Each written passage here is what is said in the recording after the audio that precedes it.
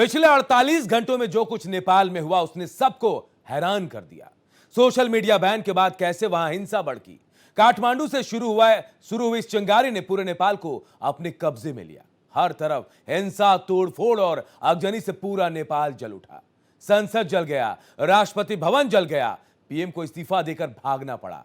हालात ऐसे हो गए कि मंत्रियों के घर को आग के हवाले कर दिया गया, उन्हें सड़कों पर दौड़ा दौड़ा कर पीटा गया। और नेपाल में हुए इस राजनीतिक विद्रोह की आग में अब विपक्ष भारत में अपनी सियासी रोटियां सेकने में लगा है। क्या विपक्ष देश को हिंसा की आग में झोंकना चाहता है? सवाल हम नहीं उठा रहे हैं, यह सवाल देश की सबसे पुरानी पार्टी कांग्रेस के नेता सुरेंद्र राजपूत ने सबसे पहले उठाया और फिर शिवसेना उद्धव गुट के नेता संजय राउत ने इसे लेकर बयान दे दिया। लेकिन वे भूल गए कि भारत का संविधान कभी ऐसा करने की इजाजत नहीं देता। हमारा सामाजिक ताना बाना ऐसा है कि भारत में ऐसा संभव नहीं है। और देश के सीजीआई बीआर गवई ने भी बता दिया कि हमें अपने देश के संविधान पर गर्व होना चाहिए। तो सवाल यह भी उठ रहा है कि सत्ता की लालच में विपक्ष देश को हिंसा की आग में क्या झोंकना चाहता है? क्या विपक्ष को देश से ज्यादा सत्ता से प्रेम है?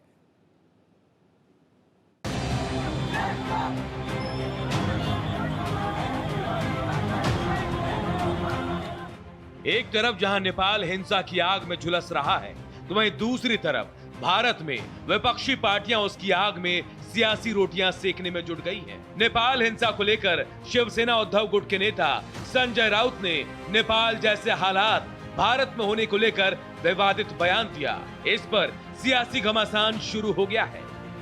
हमारा बड़ा भाई मानता था, भूटान भारत को बड़ा भाई मानता था, लेकिन जब नेपाल और भूटान पर संकट आया तो ये बड़ा भाई उनके साथ खड़ा नहीं रहा। ये हमारे विदेश नीति का फेल्योर है, समझा। इसके लिए मैं कहता हूँ, यहाँ का भी युवा जो है आज आपको शांत दिख रहा है, वो बेरोजगार है, उसकी बहुत समस्या है। और ये चिंगारी भारत में अगर आती है तो भारत बड़ा देश है, लोकतंत्र है, लेकिन भारत आज तक जो बचा है वो सिर्फ यहाँ महात्मा गांधी का जन्म हुआ था और गांधी को आज भी ये देश मानता है, इसलिए ये लोग बचे हुए हैं। कांग्रेस और समाजवादी पार्टी भी भारत में भी अराजकता फैलाने वाली सियासत में घी डालने का काम कर रही है। कांग्रेस नेता सुरेंद्र राजपूत ने अपने सोशल मीडिया पोस्ट में नेपाल के प्रधानमंत्री के इस्तीफे और वित्त मंत्री को पीटे जाने का जिक्र करते हुए भारत में ऐसी अराजकता की आशंका जताई है।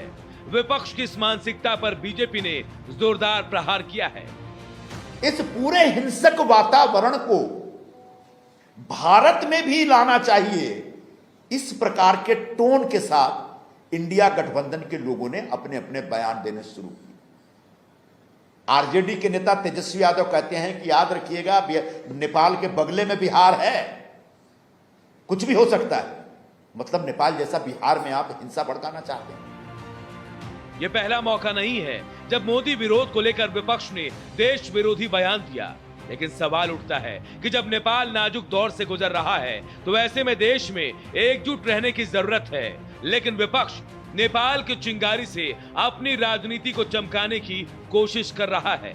ऐसे में बड़ा सवाल यह भी कि क्या विपक्ष देश में गृह युद्ध भड़काना चाहता है? Bureau report, Bharat express.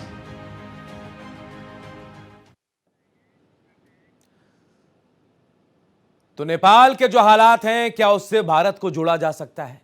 क्या भारत का संविधान इतना कमजोर है कि जो हालात नेपाल में हुए भारत में हो सकता है?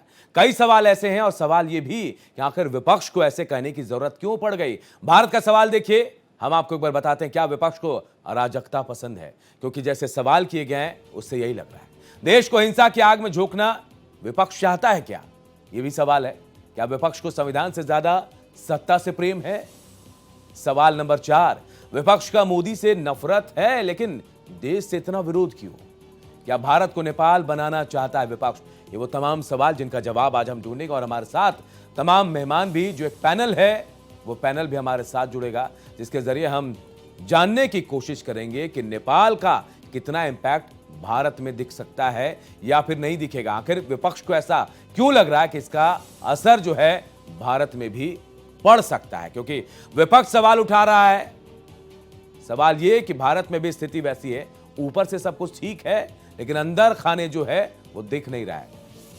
और ये जो नहीं दिख रहा है, यही सबसे बड़ा सवाल है कि आखिर विपक्ष को ऐसा क्या दिख रहा है अंदर में जो बाकी लोगों को नहीं दिख रहा है। और मेरे साथ पैनल के जो लोग हैं उनका भी मैं परिचय करा दूं। आप मेरे साथ सुरेंद्र राजपूत प्रवक्ता कांग्रेस के, वो जुड़े हुए हैं। दिनेश सिंह प्रवक्ता बीजेपी के, मोहिंदर प्रकाश नेता कांग्रेस के, विक्रम यादव नेता शिवसेना यूबीटी के, ये तमाम लोग मेरे साथ जुड़ेंगे और जवाब भी मैं उनसे लूंगा, क्योंकि बहुत बड़ा सवाल है। सवाल देश का है, सवाल देश के उन करोड़ों लोगों के बीच है, युवाओं के बीच से सवाल है कि आखिर हमारे देश में जो चीजें हैं, क्या ये इजाजत देती हैं, जो संविधान है वो इजाजत देती है कि हमारे यहां ऐसी हिंसा हो सकती है, ऐसी अराजकता हो सकती है? क्योंकि अनेकता में एकता वाला देश हमारा भारत है, और ऐसे में ऐसा कहना अपने आप में ही कई सवाल खड़े कर रहा है। हमारे पैनल एक बार फिर जुड़ गए हमारे साथ। हम कोशिश करते हैं तमाम लोगों से बातचीत कर इन सवालों के जवाब ढूंढने की। सुरेंद्र राजपूत मेरे साथ जुड़े हुए हैं, क्योंकि सवाल सबसे पहले सुरेंद्र जी आपने ही उठाए थे। एक पोस्ट आपका सामने आया था, आपने टैग किया प्रधानमंत्री को, आपने टैग किया वित्त मंत्री को। आप सुरेंद्र जी अब कहना क्या चाहते थे, मैं आपसे पूछना चाह रहा हूं, अपने दिल की बात बता दीजिए। पहली चीज तो अनूप भाई, आपका जो मीडिया का या आपकी जो वो है वो गलत है। मैंने किसी को टैग नहीं किया, नंबर एक। जिसने भी आपको बताया है गलत बताया। आप अपनी टीम को थोड़ा सा कहिए कि व्हाट्सएप यूनिवर्सिटी से बाहर आए। दूसरी बात कि हाँ बिल्कुल मैंने कहा इस बात को, इसमें कहीं कोई दो राय नहीं है। और जो बात मैंने कही है अपने ट्वीट्स में, अगर आपने वो ट्वीट्स देखे हों तो उसमें मुझे वो दिखा दीजिए कि आपत्ति कहाँ है। किसी भी जगह पे मैंने भारत का नाम लिया हो, किसी भी जगह पे मैंने प्रधानमंत्री जी का नाम लिया हो, किसी भी जगह पे मैंने प्रधानमंत्री या भारत के प्रधानमंत्री का नाम लिया हो, ये मैंने जरूर कहा कि जो चीन का यार है वो देश का गद्दार है। ये बात आज भी मैं कहता हूं, आगे भी मैं कहूंगा, क्योंकि ऐतिहासिक रूप से ये सच है कि जिसने भी चीन से यारी की उसको देश का गद्दार माना गया और वो देश का गद्दार निकला। इसमें कहीं कोई दो राय नहीं है। और ये बात भाजपा वाले भी कहते हैं। मेरे ट्वीट की तो बात हो रही है और संजय राउत के ट्वीट की तो बात अनूप भाई हो रही है आपके पास, लेकिन एक अर्जुन सिंह जी हैं, 2-2 3-3 बार के सांसद हैं भारतीय जनता पार्टी के, बंगाल के बहुत बड़े नेता हैं। उन्होंने जानते क्या अपने बाकायदा प्रेस कॉन्फ्रेंस में क्या कहा 20 कैमरों के सामने? उन्होंने कहा कि बंगाल में यानी भारत में, पश्चिम बंगाल में यानी भारत में सशस्त्र विद्रोह होना चाहिए, और जिस तरीके से नेपाल में खूनी क्रांति हुई है ऐसी हमारे यहाँ खूनी क्रांति होनी चाहिए, और उस खूनी क्रांति का अगुवा अर्जुन सिंह बनेंगे। चलिए, मैं उनकी बात तो नहीं करूंगा, लेकिन एक मिनट रुक जाइए जी, बात पूरी कीजिए। बात आपने 10 मिनट मुझे सुनाया है तो आप सुन तो लीजिए ना। ठीक, लगातार उन्होंने कहा कि साहब ऐसी खूनी क्रांति अगर होगी तो उसके अगुवा अर्जुन सिंह जी रहेंगे। ऐसे देशद्रोही बयान पर अभी तक भारतीय जनता पार्टी को, भारत की सरकार को, आपको, आपके संज्ञान तक में वो ट्वीट नहीं आया। अभी तक आपके संज्ञान में प्रेस कॉन्फ्रेंस नहीं है। ये मेरे लिए आश्चर्य की बात है। मैंने ट्वीट किया, मैंने 4 प्रधानमंत्रियों के चेहरे दिखाए, केपी ओली के शी जिनपिंग के साथ दिखाए, मैंने क्या नाम पाकिस्तान के पूर्व प्रधानमंत्री इमरान खान को शी जिनपिंग के साथ दिखाया, मैंने शेख हसीना को शी जिनपिंग के साथ दिखाया, और राजपक्षे जो श्रीलंका के राष्ट्रपति थे उनको शी जिनपिंग के साथ दिखाया, और सबके सब जेल में। इसमें मैंने क्या गलत दिखाया भाई? बताइए ना, क्या वो सच नहीं है? चलिए, आप चीन की दोस्ती की बात कर रहे हैं सुरेंद्र जी, चीन की दोस्ती की बात कर रहे हैं। मैं ये कह रहा हूं कि चाहे वो अर्जुन सिंह हो, चाहे सुरेंद्र राजपूत हो, या चाहे फिर कोई भी हो, लेकिन देश के खिलाफ बात करने वाले हैं, उनका विरोध होना चाहिए। आपने कहा कि मैंने कहां कहा कि अपने देश का, लेकिन अगला नंबर किसका? आपने ट्वीट में टैग किसे किया? प्रधानमंत्री जी को। ट्वीट में टैग किसे किया? वित्त मंत्री को। आप बताना क्या चाह रहे थे? वहां जो वित्त मंत्री के साथ हुआ, क्या ऐसी स्थिति भारत में होगी? मंशा शायद आपकी यही होगी, आप कहना नहीं चाह रहे उसे। अगर मेरा टैग आप दिखा दें अनूप जी तो मैं राजनीति छोड़ दूंगा, वरना आप पत्रकारिता छोड़ दीजिएगा। आपने बिल्कुल नहीं कहा। मैं चुनौती देता हूं आपको, चुनौती देता हूं। आप देख रहे हैं, आप टीवी स्क्रीन देख पा रहे हैं? अरे मैंने तो देखी है ना, टैग दिखाइए ना। अगर प्रधानमंत्री को मैंने टैग किया हो या वित्त मंत्री को मैंने टैग किया हो तो मैं राजनीति छोड़ दूंगा। तो और अगर नहीं किया होगा, जो टैग चल रहा है, जो ट्वीट चल रहा है, वो आपका नहीं है, क्योंकि नीचे से ट्वीट टैग किया हुआ, वो आपका नहीं, आप कह रहे हैं। नहीं, टैग किया ही नहीं है मैंने। किस बेवकूफ ने कहा है आपको टैग किया? आपका ट्वीट लगा हुआ, उसमें नीचे टैग किया किस हुआ जाहिल है, ने कहा है आपको टैग किया? उसमें कहा लिखा हुआ है, इसलिए मैं किस पूछ रहा हूं जाहिल ने, किस आपसे, बेवकूफ ने, किस आपने गधे ने, किया किस या नहीं किया, मदर बस ये यूनिवर्सिटी बता ने दीजिए आपको कहा मुझे। कि मैंने प्रधानमंत्री को टैग किया? आपने नहीं किया? बिल्कुल नहीं। और ना है वो टैग, बिल्कुल नहीं है। तो क्या आपको कोई बदनाम करने की साजिश कर रहा है? मैंने तो हैशटैग किया है नेपाल। वित्त मंत्री को पीटा जा रहा है। अगर मेरे को हिंदुस्तान का लिखना होता तो वित्त मंत्री पिट रही हैं लिखता मैं। चलिए मैं एक बार आपको बता दूं कि आप कह रहे हैं, एक मिनट पहले नहीं, आप ये कह रहे हैं किसने कहा, किसी जानवर की बात नहीं है, आपने कहा या नहीं कहा, ये मैं आपसे कहलवाना चाह रहा हूं, क्योंकि आप साफ करेंगे तो आपकी छवि साफ होगी, नहीं तो जो भ्रम आपने फैलाया, आपने जिसने फैलाया, उसकी बदनामी आपको झेलनी पड़ेगी। आपका एडिटोरियल टीम से मेरी शिकायत है कि आप इतने पढ़े लिखे लोग हैं, इतना बड़ा चैनल चलाते हैं, मिर्ची जैसे लोग चैनल चलाते हैं, इस चैनल की एक अच्छी प्रतिष्ठा है और आप उसकी प्रतिष्ठा को धूमिल कर रहे हैं। नहीं सुरेंद्र जी, मैं ये नहीं कह रहा हूं, धूमिल कर रहे हैं, मैं सत्यापित नहीं कर रहा हूं, मैं आपसे धूमिल कर रहे हैं प्रतिष्ठा को। आपसे कह रहा हूं कि आप क्लियर कीजिए, आप सच्चाई बता देंगे तो मुझे भी आसानी होगी बताने में कि नहीं ये ट्वीट उनका नहीं है, टैग उनका नहीं है। आप इतने अनूप कुमार जी प्रतिष्ठित पत्रकार हैं, उस प्रतिष्ठा के तो कम से कम ध्यान रखिए ना। नहीं सुरेंद्र जी, मैं बिल्कुल वही बात कह रहा हूं कि अगर आप क्लियर कर दें, मैंने लिखा नेपाल के मैंने लिखा वित्त मंत्री पीटे जा रहे हैं और नीचे हैशटैग दिया नेपाल, हिंदुस्तान नहीं दिया, नेपाल।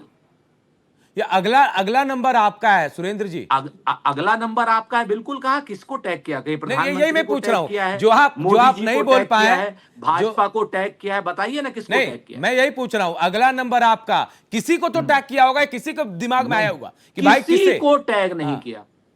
नहीं, किसी के बारे में तो सोचा होगा सुरेंद्र जी, आपने सवाल छोड़ दिया, अब आप सोचते रहो जो सोचना है।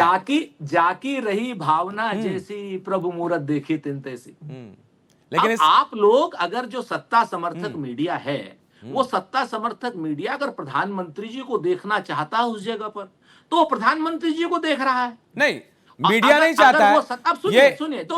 ये आप चाहते हैं, आपके टैग से नंबर आपने जोड़ दिया, अगला नंबर किसका? लेकिन बता रहे हैं दिनेश जी, मैं आपके पास आऊंगा, आप सुन पा रहे हो?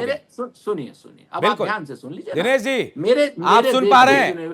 सुरेंद्र जी को सुन पा रहे हैं? बिल्कुल सुन पा रहा हूं जी। एक मिनट, मेरे देश के चुने, मैं बहस में नहीं आया हूं, मेरी बात पूरी हो जाए मैं चला जाऊंगा। मेरे साथी यहाँ पर बैठे हुए हैं, वो अपना बचाव बहुत अच्छे से कर सकते हैं। लेकिन बचाव तो आपको करना है सुरेंद्र जी, सवाल छोड़ा आपने। अनूप जी बस एक बात कहती है। अच्छा चलिए, बात रखिए सुरेंद्र जी, बात रखिए अपनी। शेर होते हैं, कांग्रेस के नेता हमारे बब्बर शेर होते हैं और हमारे बब्बर शेर यहाँ पर बैठे हुए हैं मोहिंदर जी, और मैं आपको बहुत जिम्मेवारी से कहता हूँ, बहुत सक्षम है, बहुत। इसलिए तो मैं आपको सिर्फ इतना खाली कह करके जा रहा हूँ अनूप भाई, दिनेश जी पूरी बात सुन लेते हैं सुरेंद्र जी की, पढ़े लिखे सुनिए। और दूसरा, ये अराजकता, मैं आखिरी बात कह के जा रहा हूँ, ये अराजकता भारतीय जनता पार्टी ने, संघ ने, इंडिया अगेंस्ट करप्शन वालों ने और आप पार्टी ने लगातार 2011, 2012, 2013 में की थी, और हमारे यहाँ को हमको नेपाल बनाने की पूरी कोशिश पहले ही कर चुके हैं, आग लगा चुके हैं। ये तो हमारा शीर्ष नेतृत्व श्रीमती सोनिया गांधी जी का, डॉक्टर मनमोहन सिंह जी का, राहुल गांधी जी का सक्षम नेतृत्व था, हमारे यहाँ आग नहीं लगने दी। आपने देर से याद किया, उसी आपको साथ लेके घूम रहे थे आप, वो भी पढ़ चुनाव में देखा था आपने, जिस आपका जिक्र कर रहे थे, आप साथ लेके चल रहे थे। क्या आम आदमी पार्टी का जिक्र कर रहे हैं आप उसके साथ गलबैया कर रहे थे चुनाव में, तो उसमें आपको, आपके पेट में क्यों दर्द हो रहा है? दर्द तो आपको हो रहा है कि आप जिसके साथ गलबैया थे, अब आज आप उन पर आरोप लगा रहे हैं। हाँ, तो ये तो बहुत पहले की बात थी, लेकिन आप गलबैया कर रहे थे, मतलब आप साथ थे साथ। हमने तो गलबैया उस देश के उस साथी के साथ भी की। श्यामा प्रसाद मुखर्जी को भी क्या नाम हमने अपने मंत्रिमंडल में रखा, जिस श्यामा प्रसाद मुखर्जी ने हमको पिटवाया था आजादी के आंदोलन में, जो मुस्लिम लीग का उप मुख्यमंत्री बना था श्यामा प्रसाद मुखर्जी, उसको भी हमने जवाहरलाल नेहरू जी के मंत्रिमंडल में। हमारा क्या कीजिएगा, हम लोग तो बड़े दिल के लोग हैं ना, हमने तो देश बनाया है। छोटे दिल के लोग तो ये भाजपा वाले हैं। हमने तो बहुत बड़े बड़े काम किए अनूप भाई। हमने तो श्यामा प्रसाद मुखर्जी को भी अपने जवाहरलाल नेहरू जी के मंत्रिमंडल में रखा था, क्या कीजिएगा। तो आप पार्टी वाले को भी रखा। थोड़ा सा मैंने कहा ना, मैं आपसे एक निवेदन करता हूं, बड़ा अच्छा चैनल है आपका, इस चैनल की विश्वसनीयता, विद्वता बढ़ाइए, कम से कम थोड़ा सा इसीलिए तो इतिहास आपको को जान बिठाया के है आइए, हमने, अच्छा लगेगा। आपको बिठाया है इसलिए हमने, क्या आप क्लियर करें अनुज बात जी, को, एक सवाल पूछने साफ में करेंगे जाए तो जरा शायद सुरेंद्र तस्वीर राजपूत साफ जी, हो बस एक जाएगी। सवाल। जी शायद। अनुज जी, जी नहीं पूछ के जाना, बता के जाना चाहिए था। नहीं, वो बचना चाह रहे हैं शायद, इसी वजह से नहीं जुड़े। नहीं दिनेश जी आप उन्होंने अपनी बस, बात कीजिए। आपने नहीं पूछ पाया। मैं सिर्फ एक निवेदन कर रहा हूं, उनके साथ कोई सहयोगी बैठे होंगे, मोहिंदर जी वो हैं बता के हमारे जाएंगे। साथ, बिल्कुल जी, नहीं, हाथ लेकिन दिखाते वो हुए जवाब यही झंडा दे बुलंद पाते। कर रहे थे मुझे मोहिंदर लगता जी। है वो जवाब नहीं दे पाएंगे अनुज जी। मैं सिर्फ देंगे। ये निवेदन कर रहा हूं कि अभी सुरेंद्र राजपूत जी ने एक शब्द अपने ओपनिंग रिमार्क में कहा। उन्होंने कहा जो चीन का यार है वो देश का गद्दार, एक शब्द उन्होंने कहा था। तो कम्युनिस्ट पार्टी ऑफ चाइना का कांग्रेस पार्टी के साथ ये मुंह है, उनका यार है, तो क्या कांग्रेस पार्टी देश की गद्दार पार्टी है? मेरा यही सवाल था। राजपूत जी चले गए, उनका शब्द था जो चीन का यार है वो देश का गद्दार है। कांग्रेस के साथी बैठे हैं, अनूप जी एक बार इस एक लाइन का जवाब ले लीजिए। चलिए मैं ले लेता हूं मोहिंदर जी। 10 मिनट समय दिया, फिर मैं 10 मिनट आपके हवाले है। आपने देखा सुरेंद्र राजपूत जी ने आपका नाम लेके मतलब मोबाइल ऑफ कर दिया उन्होंने। अब आपके जिम्मे, आप बताइए सवाल का जवाब दीजिए। आप जवाब दीजिए। सुरेंद्र राजपूत का, आपके प्रवक्ता का ये बयान है कि जो चीन का यार है वो देश का गद्दार है। कम्युनिस्ट पार्टी ऑफ चाइना के साथ कांग्रेस पार्टी का ये मुंह है, उनके यार हैं, तो क्या कांग्रेस पार्टी गद्दार है? मोहिंदर जी। अनूप जी, जी ये मेरे साथी दिनेश जी को मैं गुड इवनिंग बोलता हूँ। बाकी बात मत बताइए साहब गुड इवनिंग है, थोड़ा आराम से बात करें। आपका उनके ये राजनीतिक मंच है, कोई लड़ाई का मैदान नहीं है। साइन किया हुआ कि आप नहीं? अपनी बात रखें, हमारी बात हमें रखने दें। नहीं, अभी तो बात नहीं, सिर्फ सवाल पूछा। दिनेश जी सवाल का जवाब ले लेते हैं। मोहिंदर जी तैयार हैं? तैयार हैं? जवाब के बाद सवाल है। विक्रम भाई भी हैं, विक्रम भाई से भी सवाल करने हैं। मोहिंदर जी। मैं जवाब दे रहा हूं सर जी, मैं जवाब दे रहा हूं। देखिए, राजनीति के अंदर शब्दों के अर्थ अलग अलग निकाले जाते हैं। कोई राजनीतिक फायदा उठाने के लिए पार्टी अपने अपने हिसाब से लेती है। चाहे वो सुरेंद्र राजपूत ने कहा, चाहे शिवसेना वालों ने कहा। मैं शिवसेना वालों को डिफेंड नहीं करूंगा, राउत साहब को उनकी पार्टी डिफेंड करने के लिए है। अगर कोई चीज कही गई है वो सावधानी के लिए कही जाती है कि साहब देखिए वहां ज्यादती की गई। नेपाल में क्या हुआ? मंत्रियों ने खूब भ्रष्टाचार किया, उनके बच्चों ने खूब फॉरेन में जाकर नौकरियां की, पढ़ाई की, पैसा कंपनियों से कमाया जा रहा था खूब दबा के। सत्ताधारी पार्टियां सारी तीनों, चाहे विपक्ष था चाहे पक्ष था, वो तीनों मिलकर चल रहे थे। कोई जीते कोई हारे, सरकार मिलकर बना लेते थे। आम जनता और जवान जो है बहुत ही ज्यादा त्रस्त थे और सरकार विपक्ष के नेताओं को जेल में डाल रही थी। ऐसे सवाल नहीं खड़े करने चाहिए। हुआ क्या? कांग्रेस पार्टी ऐसे वातावरण में जब वहां पर हिंसा हुई और एक पब्लिक का आक्रोश दिखाई दिया, तो इससे सीखने को मिलता है आपके पास ना हो कि हम अपने देश में ऐसी वातावरण को ना बनाए जिसकी तरफ आप धीरे धीरे बढ़ रहे हैं। तो क्या मोहिंदर जी, आप सीबीआई इनकम टैक्स का इस्तेमाल करके क्या कर रहे हैं? आप विपक्षी नेताओं को लगातार आप तंग कर रहे हैं। कंप्लीट कर चुनाव आयोग के साथ मिलकर शायद आप विपक्षी नेताओं को, विपक्षी पार्टियों को हराने का काम कर रहे हैं। मैं अपनी बात कंप्लीट कर लूं। आप सुप्रीम कोर्ट के ऊपर दबाव डालकर फैसले अपने हक में करा रहे हैं। आप हाई कोर्ट के अंदर दबाव डालकर अपने फैसले अपने हक में करा रहे हैं। क्या दे रहे हैं? राहुल गांधी जी के साथ गुजरात हाई कोर्ट ने क्या किया था? वो तो सुप्रीम कोर्ट ने शुक्र है दिमाग दिखाकर आप उसी सुप्रीम कोर्ट पर भी सवाल खड़े कर रहे हैं। मोहिंदर जी, आपने कहा कि दबाव में फैसले लिए जा रहे हैं। अभी आप ये भी कह रहे हैं दबाव में सुप्रीम कोर्ट का हवाला दे रहे हैं कि राहुल गांधी को सुप्रीम कोर्ट ने सहारा दिया। फिर आप न्यायपालिका पे सवाल कैसे खड़े कर सकते हैं? आप अभी कह रहे हैं कि सुप्रीम कोर्ट या फिर कोर्ट से दबाव के फैसले, फिर आपके नेता को तो राहत भी वही से मिल गए। मोहिंदर जी, मैं दिनेश जी आऊंगा आपके पास। मोहिंदर जी, आप कोर्ट के फैसले पर सवाल उठा रहे हैं, आपके नेता को राहत भी वहीं से मिलती है, फिर सवाल कैसे खड़े कर लेते हैं? नहीं, मैंने कोई सवाल नहीं खड़ा किया। मैंने सिर्फ आपको घटनाक्रम बताया। घटनाक्रम क्या हुआ कि गुजरात हाई कोर्ट ने राहुल गांधी जी के विरुद्ध फैसला दिया जो इतना गलत था कि जब सुप्रीम कोर्ट में गया तो सुप्रीम कोर्ट ने जो व्याख्या की उनके उसकी फैसले की और हाई कोर्ट के जज का ट्रांसफर भी किया साथ साथ। ये अपने आप में दर्शाता है कि किस किस्म के हाई कोर्ट में फैसले आ रहे थे। खैर, मैं आज की बात पर आता हूं। देखिए, आज जो बात है ये देश महात्मा गांधी का है, इंदिरा गांधी का है, नेहरू का है, राजीव गांधी का है, मनमोहन सिंह का है, नरसिम्हा राव का है, लाल बहादुर शास्त्री का है। इनका चेहरा देखते ही हमारे चेहरे पर एक शांति का सुकून आ जाता है। किसी भी चेहरे में कोई हिंसा नहीं है। मैं तो अडवाणी जी का नाम भी लूंगा और मैं ये अपने वो वाजपेयी जी का भी नाम लूंगा। इन लोगों ने देश के अंदर एक ऐसा वातावरण रखा, इनकी छवि एक ऐसी थी कि कोई सोच भी नहीं सकता कि यहाँ पब्लिक की क्रांति नाम की कोई चीज होगी। इंदिरा गांधी जी ने भी जब इमरजेंसी लगाई थी, जिसकी कांग्रेस ने माफी भी मांगी, इंदिरा गांधी ने जब भी माफी मांगी, जो आक्रोश उभरा वो आक्रोश इस लेवल तक नहीं आया कि सत्ता विरोधी हो जाता, सत्ता को उखाड़ फेंकता। वो जनता ने ही फैसला दिया। मैं आपसे बार बार यही कहना चाहता हूं, जो मेरे साथियों ने वर्णन किया है, राउत जी ने या हमारे सुरेंद्र राजपूत जी ने, वो आपको सबक देने के लिए कहा है, शिक्षा के लिए कहा है। लेकिन इतना तो तय है ना, अगला नंबर आपका, ये नंबर आप बता दे मोहिंदर भाई। मैं गुजारिश कर रहा हूं, आप बता दीजिए। देश जो समझ रहा है वही बात मैं आपसे कर रहा हूं। किसी भी देश में अनूप जी, किसी भी देश में नेपाल जैसी हरकतें अगर होंगी तो फैसला यही होगा। अब आप इसमें अर्थ निकाल लीजिए। चलिए, आपने सवाल नहीं छोड़ा है, आपने संशय छोड़ दिया है। विक्रम जी, मैं आपके पास आऊंगा। देखिए, सुरेंद्र राजपूत ने जो कुछ कहा उससे 2 कदम आगे बढ़ के आपने देखा संजय राउत जी ने कह दिया। संजय राउत ने तो बयान दे दिया बाकायदा, सुरेंद्र जी ने तो पोस्ट किया था और कह दिया कि जो हिंसा, जो आग भड़की है नेपाल में, वो भारत में बढ़ सकती है। क्या उनको पहले से पता था, या पहले से पता है कि हिंसा भड़केगी, या फिर ऐसी कोई तैयारी है जिनके बारे में पता है उनको? नहीं अनूप जी, इसमें पता लगाने वाली क्या बात है। देखिए, जब हालात ऐसे हो जाएंगे, आप ऐसा कुछ करेंगे, पब्लिक के अधिकारों का जब हनन करेंगे, पब्लिक जहां पे आवाज उठाती है, क्योंकि मीडिया पे सब सरकारों का कंट्रोल रहता है, एक सोशल मीडिया ऐसा रहता है जहां पे आदमी अपनी बात कर सकता है, आप उस पर प्रतिबंध लगा देंगे, लोगों को बेरोजगारी से तंग, लोग भ्रष्टाचार से तंग, तो आखिर में फिर क्या करेंगे लोग? क्योंकि लोगों की भी एक सीमा होती है।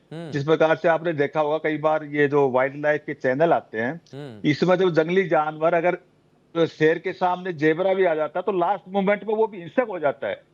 तो क्योंकि सबर का जब बांध टूटता है तो पब्लिक क्या करेगी? और ये तो देखो, किसी भी देश के लिए कही जाती है, अगर किसी भी देश आप ऐसे हालात पैदा करोगे, सरकार तानाशाही करेगी, मनमानी करेगी, सारी संवैधानिक एजेंसियां हैं उनके अपने कंट्रोल में करेगी, और सेंट्रल केंद्रीय एजेंसियां लगा के किसी भी आदमी के बेवजह उनको जेल में डालोगे आप, तो फिर क्या होगा?